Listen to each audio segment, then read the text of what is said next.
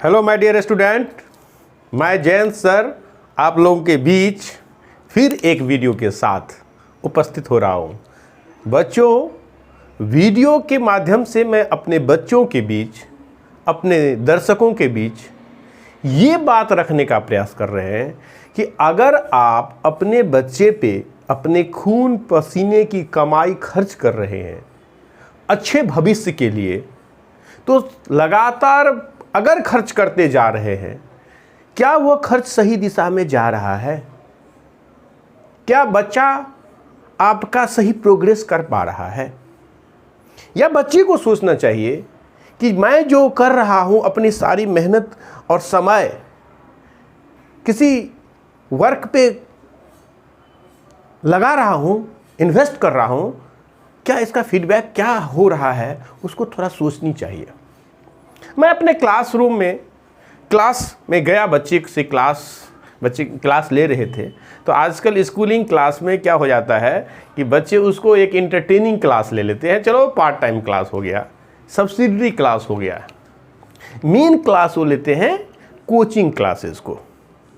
और आजकल कोचिंग में ट्रेंड बन गया है ऑनलाइन क्लासेस।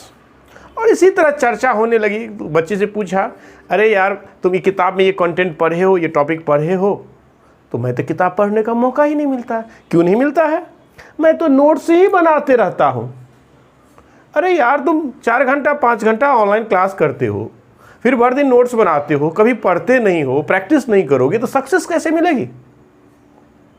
तब बच्चों को मैंने समझाया कि देखो बेटा, ये ऑनलाइन क्लास को तुम मेन क्लास मत बनाओ।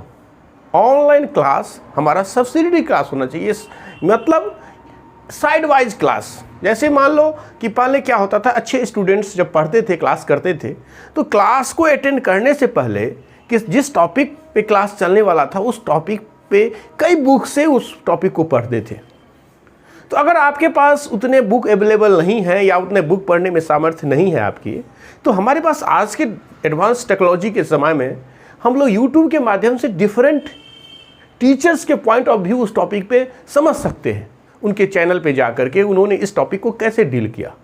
इसलिए यूट्यूब का उपयोग, ऑनलाइन का उपयोग हम इस प्रकार करेंगे, और मेन क्लास जो हमको कन्फ्यूज़न होगा, टीचर के साथ डिबेट करेंगे, वो ऑफलाइन ही सही होगा।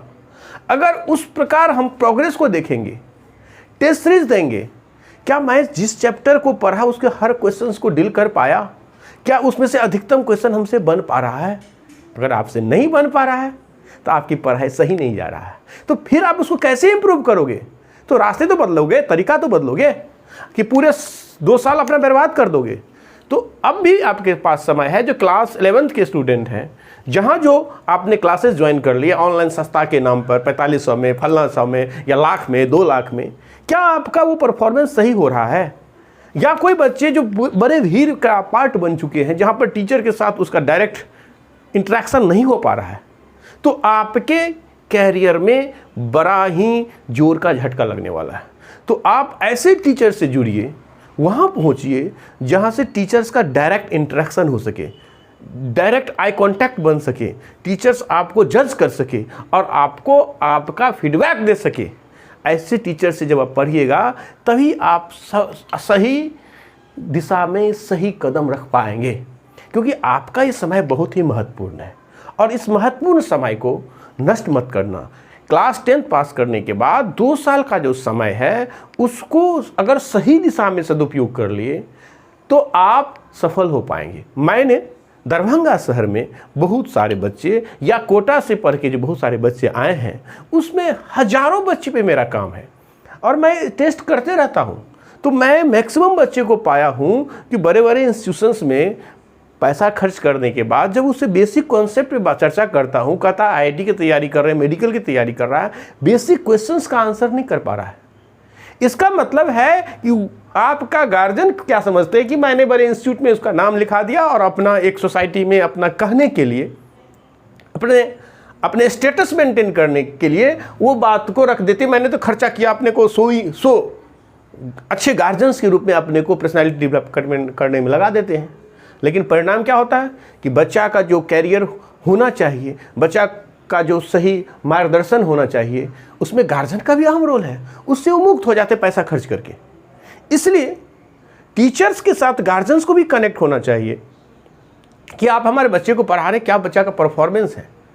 और बच्चा चाहते रहता है, जो बच्चा का पढ़ाई के साथ साथ कुछ अलग चीज़ से इंटरेक्शन हो जाता है जो इस एज में होना चाहिए, तो वह टीचर से भागने लगता है और वो अनसक्सेस का बड़ा कारण बनता है।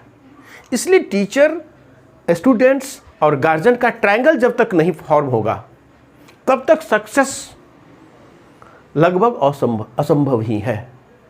हर बच्चा से पूछो, जो साइंस रखा तो हम आईटी करना चाहते हैं, जो मैथ रखा हो आईटी करना चाहते हैं, जो बायोलॉजी रखा हो नीट मेडिकल करना चाहता है। लेकिन आखिर ये मेडिकल आईआईटी क्यों नहीं हो पा रहा है? क्यों पर्टिकुलर स्टूडेंट को हो पा रहा है? तो इसमें हमारा भी दोष है। बच्चे लोग, आप लोग जो तैयारी का प्रॉपर वे होता है आप उसको फॉलो नहीं करते हैं। अब जिस शहर में जो भी टीचर है जिससे आप पढ़ते हैं उस तरीका को, आप पैटर्न को फॉलो नहीं करते हैं। जैसे आपका टीचर आपको जो चैप्टर पढ़ाने वाले हैं कल, उससे पहले अगर आप उस कंटेंट को घर पे देख लेंगे, पढ़ लेंगे, उसमें से जो आप कन्फ्यूज़न होगा उसको नोट कर लेंगे, क्लास में जाकर टीचर से पूछेंगे, डिस्कस करेंगे, तो आपका क्या होगा, हर टॉपिक अच्छा होता जाएगा, इम्प्रूव होते जाएगा, अब उसमें वर्कआउट कर पाइएगा। लेकिन टीचर्स भी क्या करते हैं, बस एक सर्टेन टॉपिक को पढ़ाया, एक्सप्लेन कर दिया, बच्चा समझा या ना समझा, बस फिर नेक्स्ट क्लास, अगला आगे वाला टॉपिक और सिलेबस कंप्लीट। बच्चा खुश, टीचर खुश। क्लास में बच्चे समझ गया, क्लास से बाहर पूछो, उसके माथा से बाहर है। मैं तो कई बच्चे को देखा हूँ कि जब उससे पूछते हैं कि टीचर से क्या पढ़ के आओ, टॉपिक का भी नाम नहीं बता पाता है। इसका मतलब है कि सही तरह से हमारे पढ़ाई में बच्चे का जो इंटरेक्शन होना चाहिए, जिस तरह से बच्चे पे दबाव होनी चाहिए, वो नहीं रहता है। इसलिए बच्चे में कैसे सुधार हो, तो उसमें गार्जियन को भी रिस्पॉन्स लेना होगा और बच्चे और टीचर के बीच ऐसे इंटरेक्शन होना चाहिए कि टीचर बच्चे से क्वेरी कर पाए कि हमने जो पढ़ा है उसमें तुमको कितना आ रहा है, किस प्रकार तुम उसको जज कर पा रहे हो। इस तरह की माहौल अगर नहीं बनेगा तो हमारा क्वालिटी क्या होगा, फॉल कर रहा है। सोसाइटी में देखिएगा कि जो टीचिंग क्वालिटी है, जो बच्चे का परफॉर्मेंस है, बच्चे का जो डेप्थ है सब्जेक्ट के प्रति, वो क्यों घट रहा है?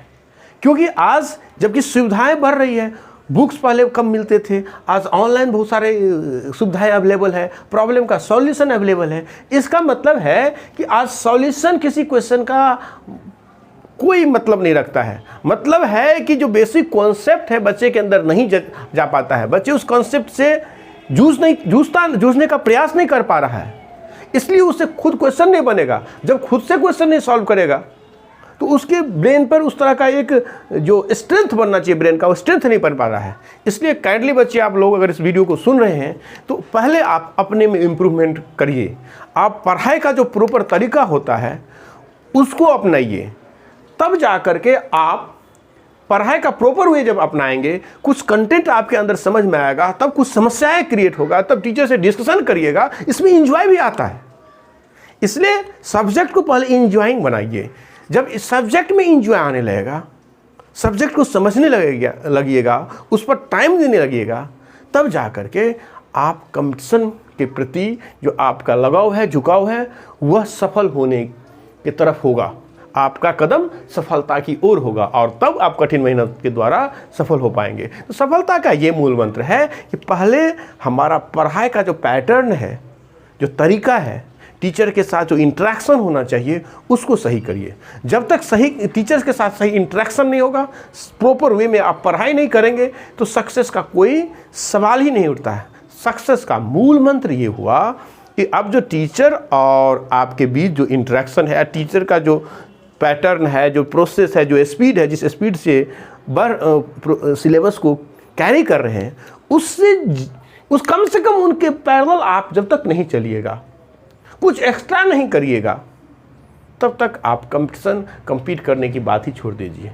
और जब अगर टीचर जो पढ़ा रहा है उस कंटेंट का नाम भी, आप उस टॉपिक का नाम भी आपके दिमाग में नहीं रहता है, आप हर चैप्टर के लगभग क्वेश्चंस को नहीं पढ़े हुए हैं, बहुत सारा क्वेश्चन आपके ब्रेन में नहीं है, तो फिर आपका कंपटीशन का तैयारी नहीं हो रहा है। तो फिर से अपने को इम्प्रूव करिए, फिर से शुरुआत करिए, फिर से अपने को इनर्जाइज कीजिए, अपनी एनर्जी को बढ़ाइए और लक्ष्य की ओर कदम डालिए। अपने लक्ष्य को प्राप्त करने के लिए संघर्ष करिए, क्योंकि संघर्ष में ही एंजॉय है। संघर्ष करिएगा तो आप सफल होइएगा। बहुत बहुत धन्यवाद।